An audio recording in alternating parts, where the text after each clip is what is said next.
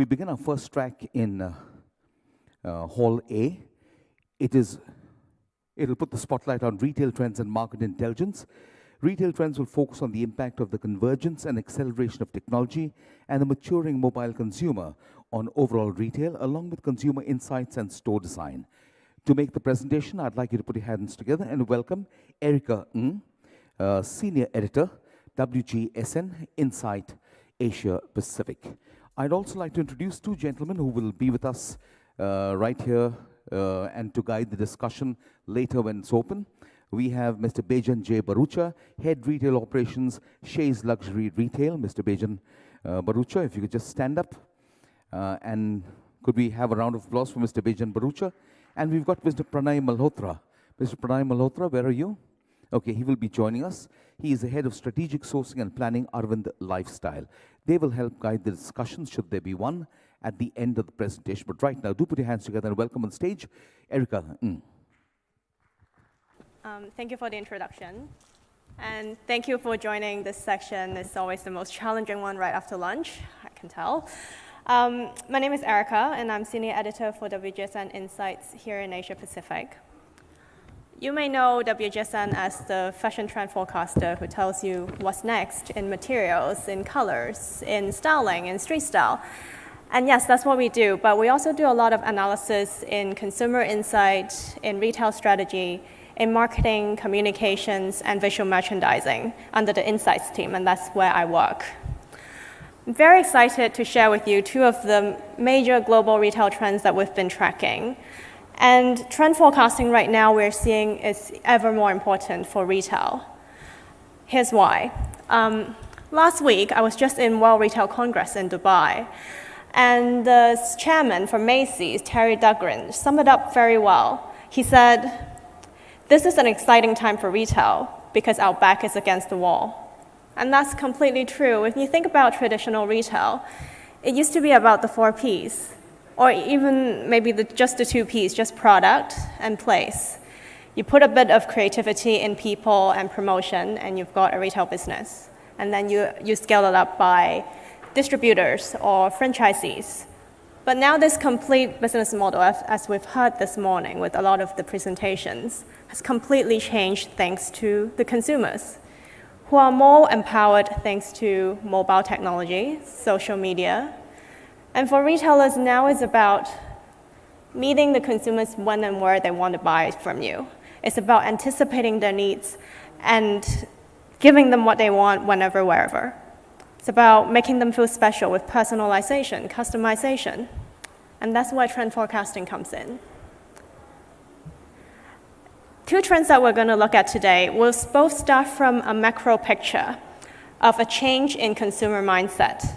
And I'll take you through how this particular change in consumer mindset is impacting retail strategy and how it finally trickles down to store design. We're at a stage now where millennials are maturing, and their approach to life is having a very profound impact across all demographic groups. And this is happening globally. I'm sure we're seeing that in Asia and in India as well. It's changing how retailers need to sell to them, the attitudes and behaviors around what, why, and how people now buy. The first trend we're going to look at is called, we're calling it shift to the surface lifestyle. And it's driven by this growing consumer trend of valuing experience over stuff. The questions we'll be looking at are, what do consumers value today? How do they want to be served? And the second trend we're going to look at is next generation, new destinations. It's about the maturing mobile consumer and how their mobile behavior has led to fragmentation of retail destinations, particularly with new online business models and chat commerce. Here we'll look at how retailers can tap into this digital drive by remodeling and repositioning physical space so that these hyper-connected mobile consumers would want to connect with you on social and in store. First trend, it's about experience. When we look at consumers today, what they value is more about experience and less about transaction and ownership. And we're going to look at what this actually means for retailer as a business. This new generation of consumer has a very ambiguous relationship with product and owning stuff. And it means that the experience of having something is more important than before. It's led to more fashion brands experimenting with creating experiences beyond their core product, either by launching a sub-brand, they can be hosting more events, or they can be partnering with a lifestyle or hospitality brand.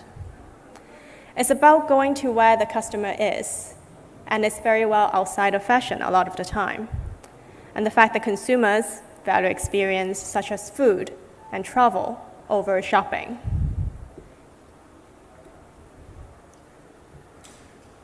Millennials, we've been talking about that for a while.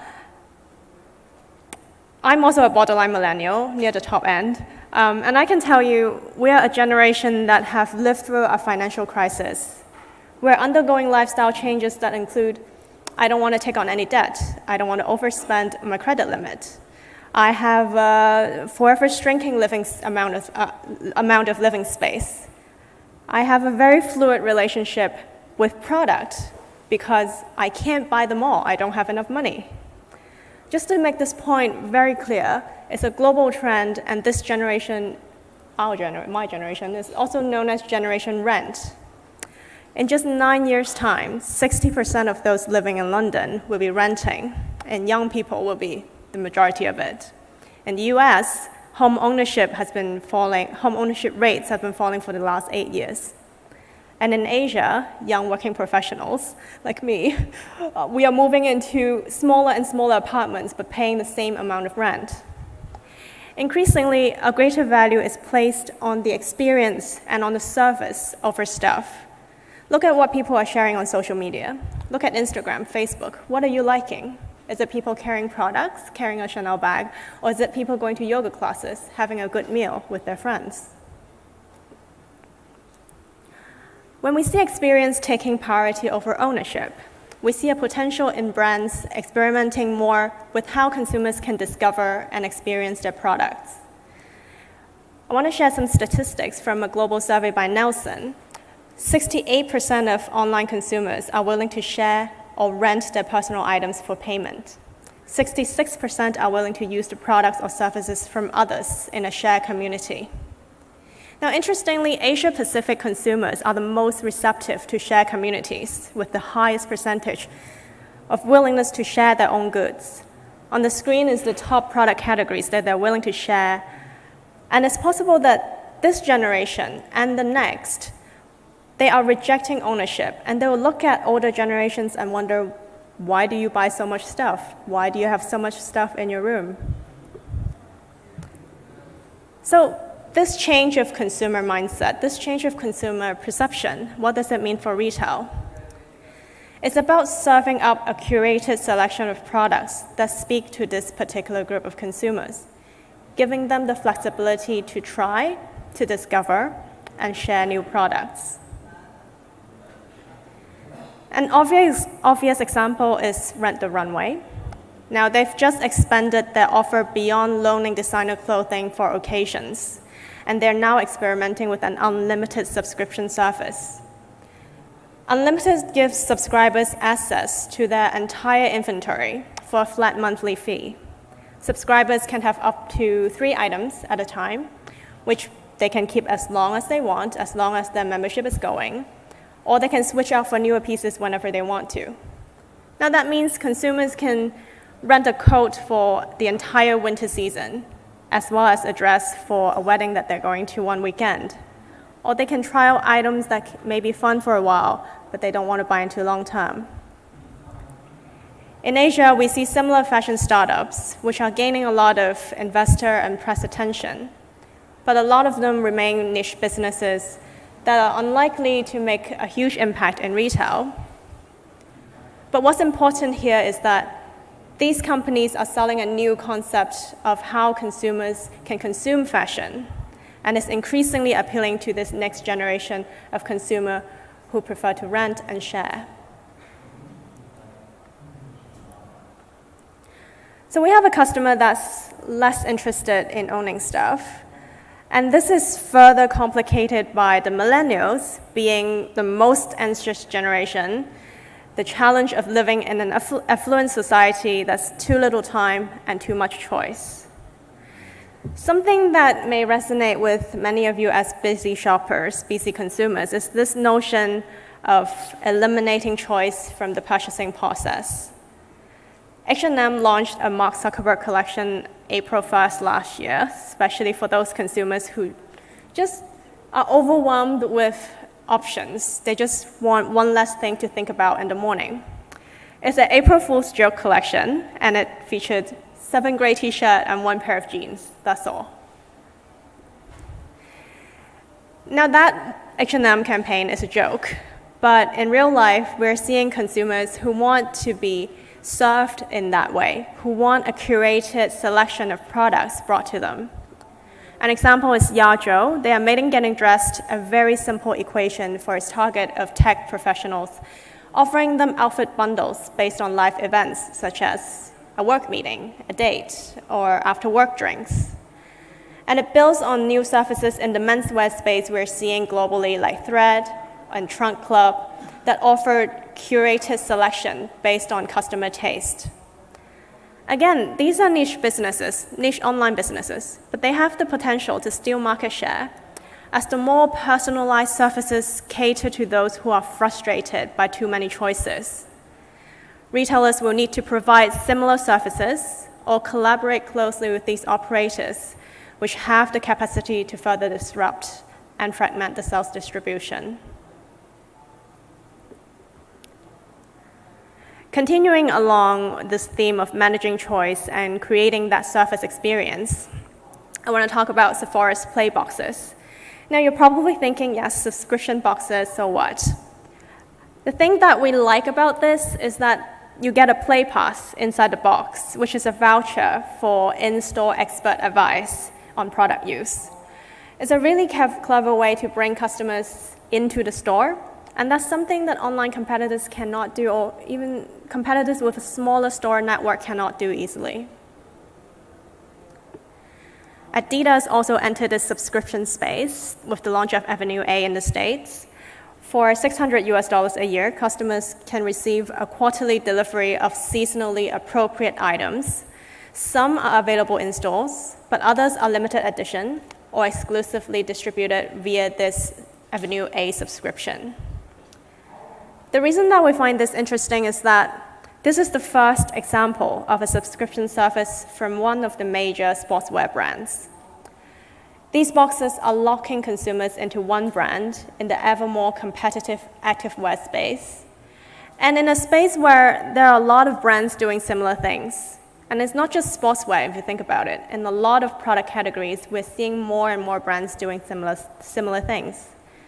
What this box does is differentiating Adidas, not just by product, but how it's getting that product to the consumer. So what does this interest in lifestyle and experience mean to store design? More than ever, the line between retail, hospitality, entertainment, and lifestyle are converging as customers want to do more than just shop when they go into a shop.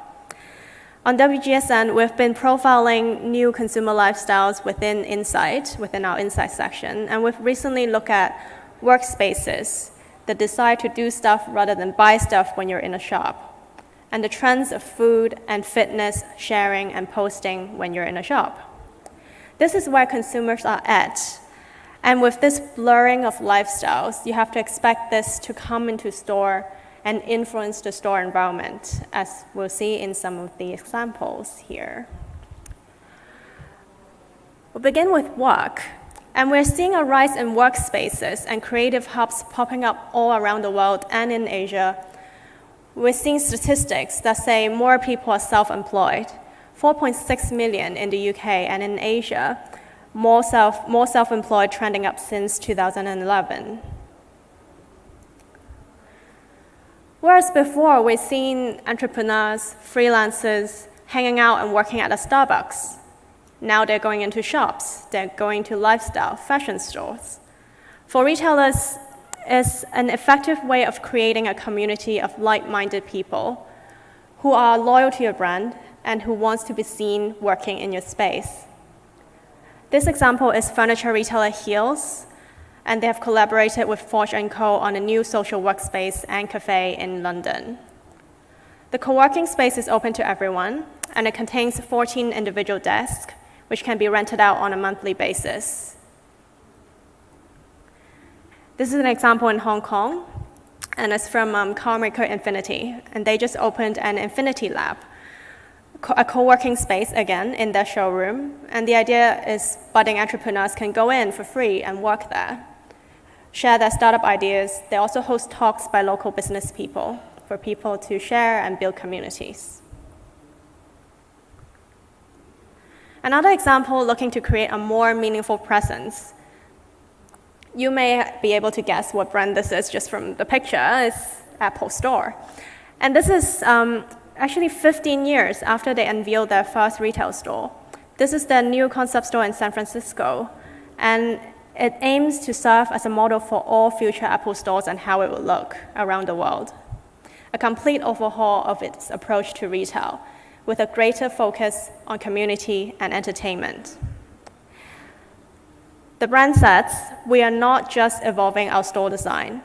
The purpose, the greater role in the community as we educate and entertain visitors and serve our network of local entrepreneurs.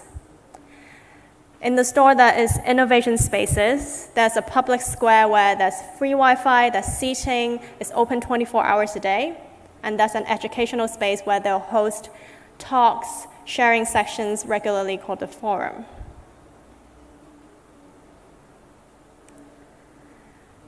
Next, we'll move on to play. And the trend for fitness is very well documented. It's been discussed many, many times, so I'm not going to go into detail of how much growth and how much potential there is. But we'll go directly into the store experiences that leverage on the fitness trend by adding something extra than just hosting fitness classes in the store. This is 45 Grand, and it's Nike's female-only, invitation-only fitness club in New York. The space includes a fitness studio, a showroom where Nike VIP can work with its trainers and look at pieces from the current and special edition from the women's collection. And everything is invitation only. What this adds is a sense of exclusivity. Now, exclusivity isn't something that consumers look for just in luxury anymore. It gives that sense of uniqueness, that one-to-one relationship that they yearn for when they communicate with the brand. Another way we see approaching fitness is to integrate with the neighborhood where your store is in. This is an independent label called The Springs, and it's located in Los Angeles. The location of the store is in the Arts District, and it's where creative startups, hipsters gather. The brand described the store as a community wellness center, and it includes a raw vegan restaurant, a retail store, a yoga studio, and a spa. Now, the space is very conveniently located in a thriving work, live, loft area of downtown Los Angeles. So customers tend to spend hours there working out, spending time with their friends, and the store offers a relaxing place for them to do so. Another way tapping into fitness is co-sharing space. Kith and Nike opened a collaborative pop-up store, and they offer products from both retailers bound by a unified narrative of leading an active lifestyle that makes you feel stylish and happy. Now, the store offers a constantly rotating inventory of exclusive footwear, customization booth, and that's like little treats like ice cream and cereal, coffee. Also features various display cases for apparel and footwear. What it does, it keeps the freshness, it keeps renovating, it keeps renewing the inventory. So every time people come in, there's something new for them. Eating out increasingly is more value than shopping, especially among millennials and in Asia. Now we see rising income levels across the region, and they have more money for entertainment and lifestyle. After spending on clothing, cosmetics, food is the next category that we're seeing huge potential. This store is in Bangkok, and it sells streetwear, sneakers, and it has a restaurant on the lower level. We know food plays a really important role in Asian societies, so embedding that in the store, the brand has tapped into a local cultural sensibility here, and they've opened up a new sort of customer base. This is Gucci's first ever restaurant in Shanghai, last year opened. Caused a really big buzz on social media when it opened. Chinese bloggers were just nonstop talking about how hard it is to get a table. Everyone's liking it, sharing photos of the food, of the decor. And the space really appeals to Chinese new money consumer. For Gucci, it's quite clever if you think about it. Opening here in Shanghai and aligning itself with the sort of people it wants to be spreading the word about the brand.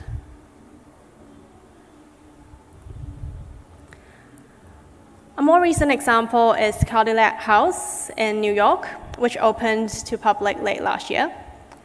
It's designed as a physical manifestation of the brand.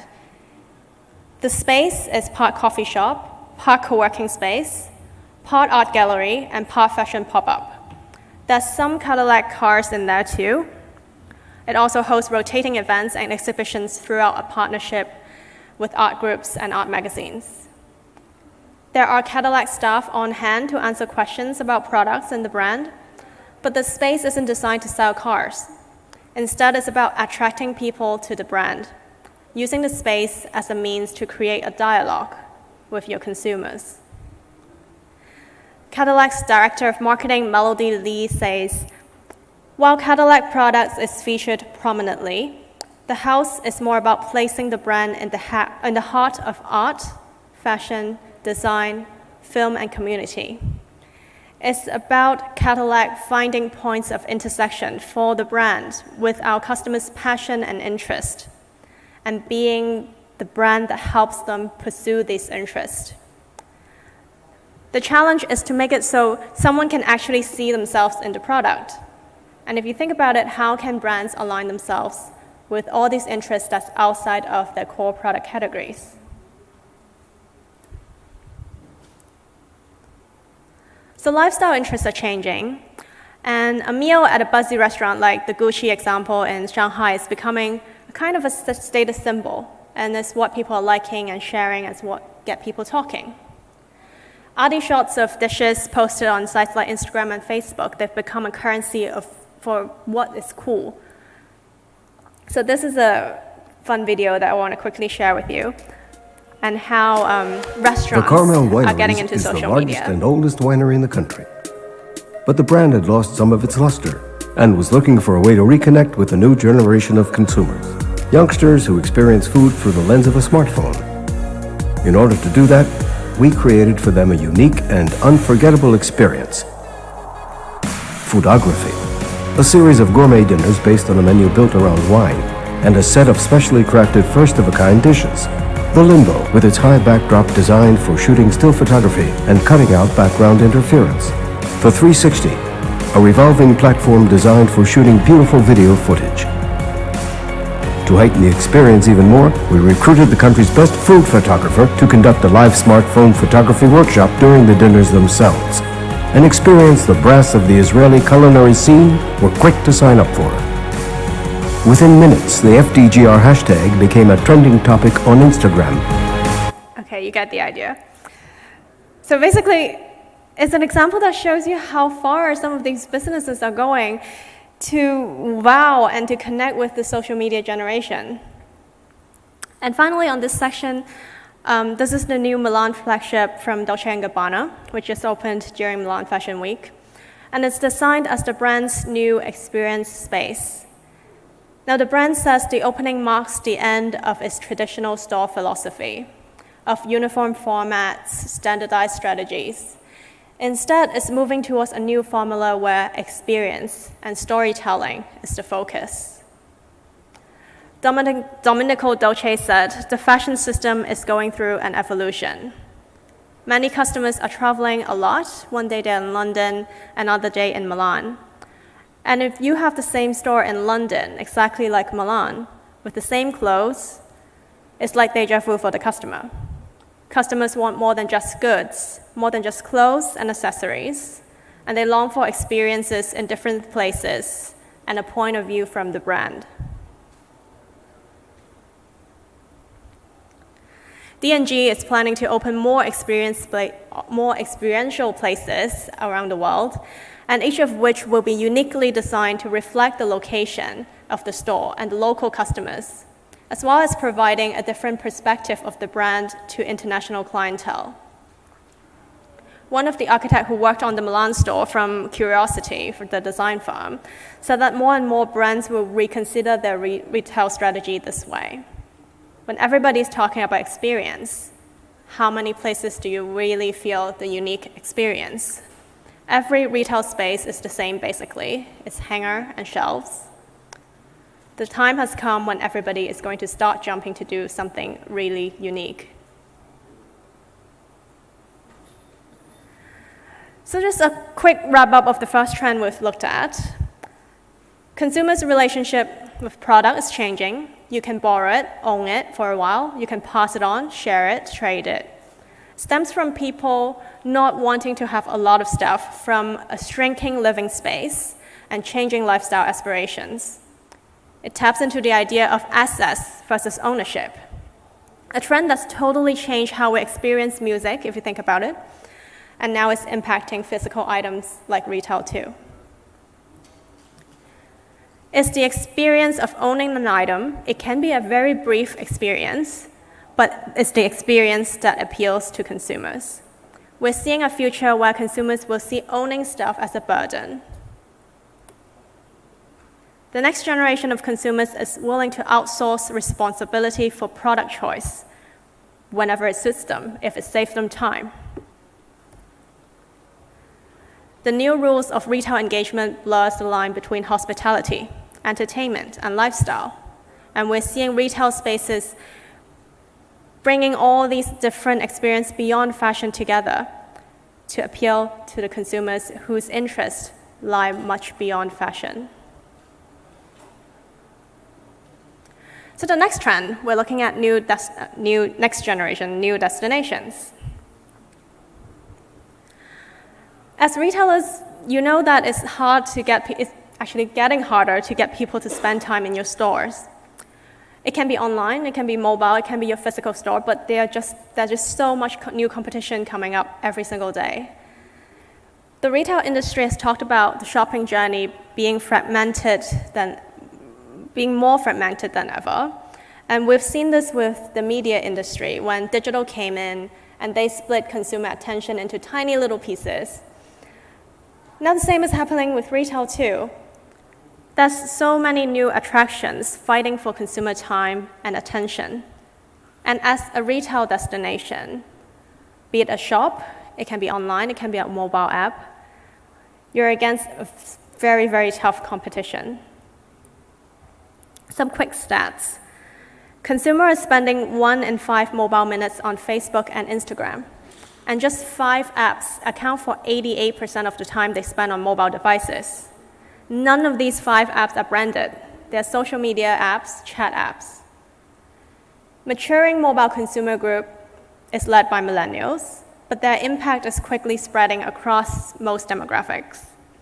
Different age groups have different mobile usage behavior, but inarguably, more and more time is spent on mobile, not just for communication or shopping, but they're also finding inspiration, discovering new products, sharing what they've bought, and mobile is becoming the platform to do all of that.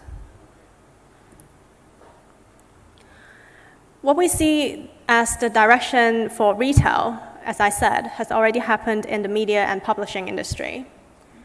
One of the big questions facing publishers nowadays is whether or not they still need their own web destination, or should they just be an all-social publishing house. This is something that Click Media has done with the launch of Obsessi, which is for teens.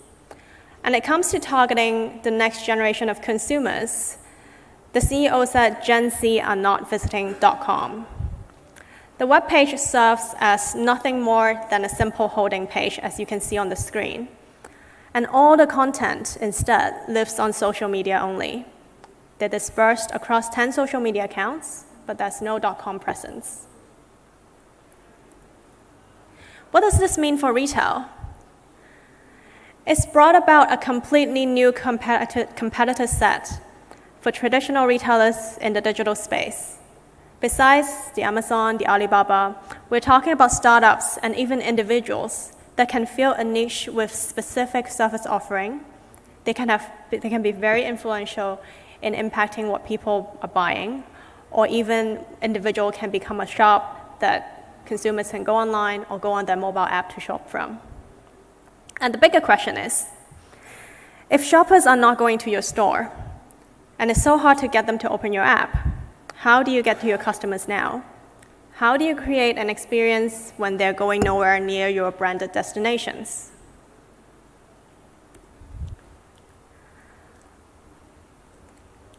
Now we've seen this dispersal, this fragmentation of retail journey. It's creating a new momentum for third-party retail. We've seen that with Alibaba, we've seen that with online marketplaces, and now we're seeing that with aggregator apps. An example is Endorse, and they are a retail platform that allow customers to shop the press. They show clothing and accessories featured in and endorsed by 150 media outlets.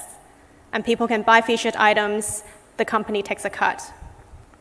The site takes advantage of improved universal checkout technology that allows the customer to buy via one account. And basically, in one transaction, you can shop from multiple retailers that are being featured in the media. What it means is that consumers no longer, they don't have to be kicked off the site to complete a transaction somewhere else. And while they may be engaging with the retailer's product, they are not engaging with the retailer directly. In Asia, we've seen third-party retail coming in the format of internet celebrities, social shopping. You may have seen this lady in action if you're keeping a tab on the China market. This lady is arguably the most famous internet celebrity in China. She has 20 million viewers for her online show. And she's just one of the growing internet celebrity trend in China. And many of them are selling, they're endorsing products, they're sharing their experience with clothes they bought, fashion, beauty products. When we look at e-commerce in China, it's becoming a primary way of shopping. By 2020, online shopping is expected to account for 40% of China's retail market. And social media has grown from being just about word of mouth marketing, and consulting your friends of what to buy, to actually becoming a shopping channel, a shopping destination. Similar trends we're seeing where individuals are becoming highly influential in fashion marketing is happening in Singapore, in Korea, in Japan. If you imagine the market potential when you combine this consumer demand for online shopping, for social shopping, and the growth of internet celebrity of these individuals, the impact that it would have on how a fashion brand should approach retail in the future.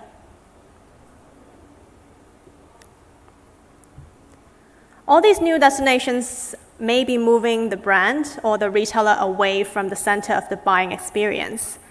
But there are examples where we see if this partnership is done well, it can offer value to both the customers and the retailers.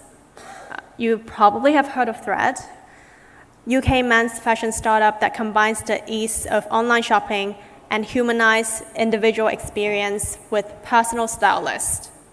So it's not a monthly subscription service. Instead, users can buy clothes from different retailers through the Thread site, and then they take a cut from the profits. As a user, you create an account with Thread, and then you're given a stylist. And he's an actual person. He's an actual person who will give you suggestions over the site. Users can go through a survey when they ask you your preference, your sizes, what have you bought, what you have in your closet already, and then you'll get an email every week where stylists suggest an outfit ideas. If you shop from Thread, the clothes from all the different brands will arrive in one box, one Thread branded box, along with a handwritten note from the stylist and a return form, so anything they don't like, they can easily return. Now consumers, of course, keen on the surface. It's so easy for them. Sales for Thread have tripled over the past 6 months. And it's also become a platform for brands to get in front of new customers. An example we saw with Thread is Marks & Spencer. Now they've signed up with Thread so that consumers on Thread can access Marks & Spencer's product. What it means is that Marks & Spencer's product are now being shown to a much younger consumer base. The average age for Thread is 32 years old. And the average M&S consumers are usually around 50. So these types of aggregator, it's a new way for retailers to sell, to expose themselves to new customer groups. But they also demonstrate that people and online shopping data together can be a very powerful tool.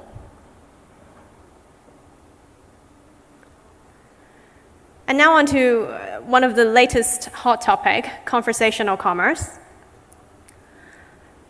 I can stand here and tell you consumers are spending 4.5 hours a day on their mobile phones compared to 20 minutes a day 5 years ago. But we're in Asia, we're addicted to our smartphones, so I assume you know what we're talking about. And we'll just go ahead and talk about where we think this is going to impact retail. Facebook made the splash last year, turning its Messenger app into an e-commerce platform. They launched an API that allows any business to create a bot that can communicate with the customers through Messenger. In China, of course, WeChat has been doing conversational commerce for a while, and users can just do about anything. You can hail a taxi, you can book a doctor, you can get your travel visa, shop for skincare products on WeChat. The popularity of conversational commerce is picking up everywhere. More players are joining the space. Sephora, H&M, they've integrated with a US-based messenger app called Cake. And they're coming up as brand friends within the chat app. So you can, as a consumer, you can just talk directly with the brand within the chat app. Now the experience, H&M is pretty basic. You do a quiz so they can understand your taste. And they send through a suggestion on what they think you would like through the app. You can shop for it directly within the app, or you can save it, you can share it. The experience with Sephora is a bit more sophisticated. They take users through an educational and product discovery route. So when you open your chat with Sephora, they send you to tutorial content on YouTube. And this works very well because as a brand, they're aware that they're in a social space, and hot selling doesn't really work. So it has to be educational. It has to be about product content sharing. But what's going to drive the success of bots, of chat commerce, really, is the human element. A startup called Operator uses a mix of artificial intelligence and human for its request network messaging app. This was launched last November globally, and the service fields product or service requests from users that are answered by AI, or human, or both. The humans are employed by the network as experts, so they can be staff from retail partners who are familiar with certain products, such as clothing. It can be experts from electronic brands, furniture brands, where customers still need some sort of service or curated taste around the product. This then goes back to this whole idea of humanizing your digital chat, goes back to the idea of service lifestyle, the first trend that we talked about, offering more sophisticated service around these new destinations. So store design. What does this mean for store design when people are on their phone? A trend that we're seeing, we're calling Instagrammable retail, and it's really just about making your store more flexible and more visually striking. Beyond store design, it's also about tapping into this consumer group's fear of missing out and creating something that's exclusive. It could be limited time experiences in the store. So they want to actually give them motivation to go into your store or even share about it on social. Globally, we're seeing 400 million monthly active users on Instagram. including some 75 million who use it every single day. Now, with that in mind, it's not just restaurants, but also stores that we're seeing. They're changing how they merchandise so they can tap into this group of consumers who are obsessed with Instagram. This store you see in the pictures in Ukraine, and they've designed with Instagram in mind. The idea is to make the interior an actual part of the shop, of the window display of the shop. You see the white grid there on the left. That's actually what you see when you walk past the shop without entering in through the window. So the idea is that people can see that and take a picture of it, and the product on display on the grid is changed every single day, so it can be viewed easily and it can be shared easily. You may have heard of Gentle Monster in South Korea, my favorite store ever. They are all about creating an experience. Their latest store, you see in the picture here, is located in Seoul, and they focus on experiences. That's all. There are eyewear products displayed in some areas, but there are spaces designed exclusively for experiences. There's spaces like this, that's just like an art museum. There's spaces like barbershop, there's a lounge bar, there's a cafe. There's completely no product in these spaces, purely surfaces and lounge area for you to relax. And again, the idea is to represent your brand in your store beyond product. What does your brand stand for? If consumers are looking for a connection with your brand beyond your product, what is it? This is the flagship store from indie activewear brand, Outdoor Voices. And they target millennials. They target millennials who are recreational athletes who like to work out but not really hardcore. The store and the merchandising, again, reflect this very Instagrammable look. It looks like a cute little home from the outside. And inside, on the right there, you see this display over the fireplace. Again, it changes every day, and it's displayed like a Tumblr page or a Pinterest board. And these are just Instagram shots that customers took when they were in the store. This is Sneaker Store Kith in New York. Again, very Instagrammable ceiling with hundreds of pairs of Nike Air Max Zero hanging from the ceiling, making it perfect photo opportunity for Instagram customers. And similarly, this is definitely a trend, Instagrammable ceiling, particularly. This is Camper Store in Hong Kong and Melbourne. The ceiling is made of thousands of red shoelaces, again, striking design. And as we can see here, it took off on Instagram. So, very last thought, thinking about everything that we've talked about, one more thing that I just wanted to highlight here is pop-ups.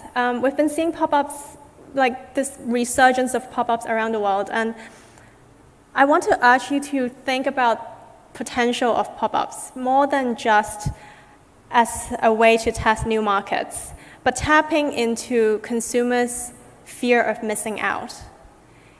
If you think about it, pop-ups is, for a very limited time, and when consumers are sharing everything on social, the idea is what experience can you provide in your pop-up store to make it special, to make it shareable.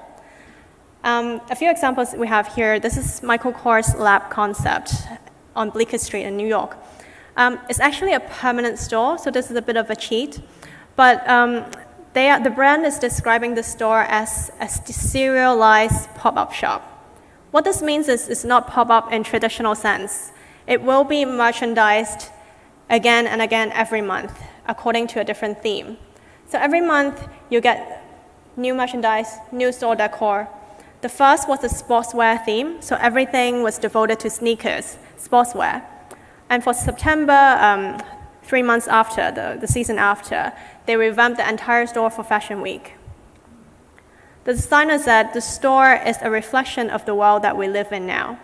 The days of buying something and saving it for months before wearing it is gone. Truth is, our customers are going into a store looking for pieces they can wear later that day. The pop-up is a reflection of that. It allows us to choose a monthly theme, resonates with whatever's trending right now among our consumers at any given time. Another pop-up example, this is about fixtures. This store is, again, a pop-up space, but a permanent sense. They've designed the entire store interior is designed so that it can be taken apart overnight. The rails, the lightings, the boxes, display cases, everything is flexible. So it just highlights the importance of, when you think about pop-ups, or when you think about your store design, the importance of building in some sort of flexibility so that visual merchandising can change quickly to keep things fresh. This is Newsstand turned pop-up store in Shanghai, and they were only open for like 10 days. But the interesting thing was this space originally was a newsstand, and newsstand is located in very high traffic area, very people come through this space every single day. But what this brand did is they turned it into a pop-up space. And then again, it's about building a community. It's about creating a talking point. And lastly, my favorite pop-up concept from this season. This is Singapore beer brand Tiger. And they did this completely non-branded pop-up earlier this year in New York. This was to combat the negative associations of made in Asia products. So they repurposed an old Chinese discount store in the middle of Chinatown. They only showcase cool products from Asia, like art, fashion, tech, design. Over 700 Asian artists were represented in the store, and here's the best thing, everything in the store is free. All you have to do is get a Tiger coaster from one of the bars nearby the area, and then you can get in for free and grab whatever you want. So the store gave up like 500 designer items within 3 days. You have lines of people queuing in front of the store for like hours just to get in. And it's completely unbranded. It's not associated with Tiger at all. But it's this sort of thing that get people talking, and that builds positive momentum for your brand. Takeaway for the second trend.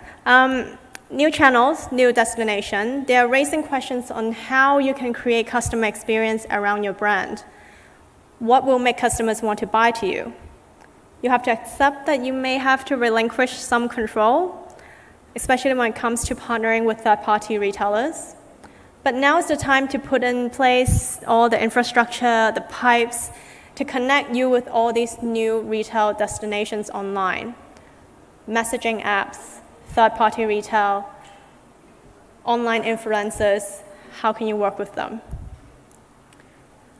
The human element is what's adding value at this moment. It can be store, it can be online, it can be on chat, but adding that genuine experience beyond just playing with a new technology. The customer's already in this space, and you should be too. Make your store Instagram friendly. It can be with flexible merchandising and fixtures, so you can keep things fresh. It can be about creating really wow designs in your store so it captures the maturing mobile consumers. Tap into their fear of missing out. Think of pop-ups, think of concepts that could be shared, that could create a buzz. It doesn't have to be about product, it doesn't have to be about brands, but what are people talking about right now, and how can you tap into it? And finally, the possibility of taking the brand altogether away from your store to pique their interest and curiosity. So just a very quick recap. Consumers are changing, they value ownership less, and for retailers to succeed, they need to create the experience around ownership of product. They're overwhelmed by choice, and they want their offer to be personalized so that their needs, they want their products to be served up to them conveniently. If you're a retailer and you're not investing into these new processes, your customers is likely to migrate to platforms that can do this. Conversational commerce is going to be the next game changer in the online retail sector, but the best implementation will still require a human touch. And finally for me, just a quick quote that I want to share. sum up quite nicely what we've talked about today. This is from a retail design architect, and he says, the store of the future will act like Facebook, as a social gathering space with content that's tailored to the likes and interests of the community. Store of the future will smell like coffee, fresh pressed juice, or even beer. Hospitality becomes increasingly important to the experience of shopping. Store of the future will be located on the corner of anywhere and everywhere. Omni-channel retailing is not a convenience, but rather demanded as the norm. The store of the future will be an extension of a brand's online presence, and vice versa, one barrier-free brand expression where consumers can go to socialize, to be entertained, and to learn. Maybe they'll walk out with a shopping bag. That's an afterthought. And that's all I have for you today. Thank you very much. Okay, does anybody have any questions? Mr. Bejan Barucha, would you like to add a few comments or have a question? 1 minute, I'll just pass your mic, sir.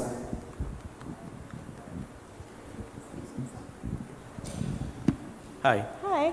I'm talking about retail in India, and especially in, say, Mumbai. Looking at the cost of real estate in retail today, when a retailer sets up a store today in a A+ mall, he tries to utilize every little space there is possible to make sure that he showcases his product in such a manner that he recovers the cost of investment. Setting up a social service, a restaurant, a bar, community service today, financially is just not possible or feasible in a city like Mumbai. I come from a premium lifestyle retail brand where we try to make sure that our store stands out from all the other 100 shops in the mall. We try to create, every brand tries to create its own identity, wherein when you walk past, you know, okay, this shop belongs to this brand, even without reading the name of the brand. So how do we go about creating the differential when we are restricted first to space and to the funds which are necessary to make the business profitable? I actually get that question a lot, and especially from Asia cities as well, as you can imagine, similar to what you're mentioning here in Mumbai and New Delhi. In Hong Kong, Shanghai, retail rents are crazy. And a lot of our clients come to me and say, these are awesome ideas, but I can't implement them. Now, 2 things I would say. The first is, one of the biggest challenge for retailers right now is what is the role of the store, right? We've been talking about online e-commerce taking up your consumer spending. We've been talking about they are showrooming in your store and not buying from that. 2 things that you want to do with your store. One is to drive traffic, right? Foot traffic. And the other one is if it converts to sales. So first question, to drive foot traffic, what you're saying absolutely makes sense. It's about how do you make your store stands out. And yes, merchandising, store design, definitely one way to do it. And then what we see, everything that I've just said, with lifestyle, restaurants, those are things that we see as what's next. Those are things that we see are disrupting the retail scene right now. It's not for everybody. Not everyone is doing it. But some are doing it right now, even in Asia, in Shanghai, in Hong Kong. We're seeing that happening right now. And those are not luxury brands. They are, we're talking about maybe Muji. And what they're selling is they're selling a lifestyle, right? They want to curate a store that represents more than just their products. And that's where they're coming from. I heard, I think it was from Muji, and I think it was the CEO, and he was just saying that he looks at the investment in the store where there's a restaurant, where there's a bookstore, that's not enough merchandise. He looks at the investment in that as a marketing expense. It's about building your brand. Maybe you need one huge flagship, huge investment with all these experience. Maybe it's about having that huge flagship and smaller format stores around different areas. Maybe it's about restructuring how you look at your store network. Or maybe It's not about that. Maybe it's about finding a pop-up format that works for you. It doesn't have to be a permanent lifestyle offering that you give to your consumers. Maybe it's about an event. Maybe it's about partnering with a restaurant, partnering with a gym. I think with Asian cities, with the cost, permanent setups, I've seen many tried it, many have failed. I haven't brought them up here because they've closed like a few months later. They just like secretly, silently closed down their restaurant corners. But I've seen more doing this as an event or as a pop-up space just because they understand this is what consumers are liking and sharing right now. And it's important that you get your brand in the middle of that conversation by whatever means. It doesn't have to be store design, but it may be about relinquishing some of that control and working with some of these new startups or new platforms that are gaining traction.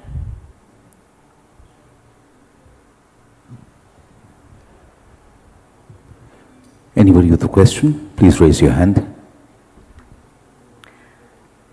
If no more, I'm here for both days, and we have a booth at the end of the corner, and I'll be there, and our colleagues will be there if you have any further questions. Thank you.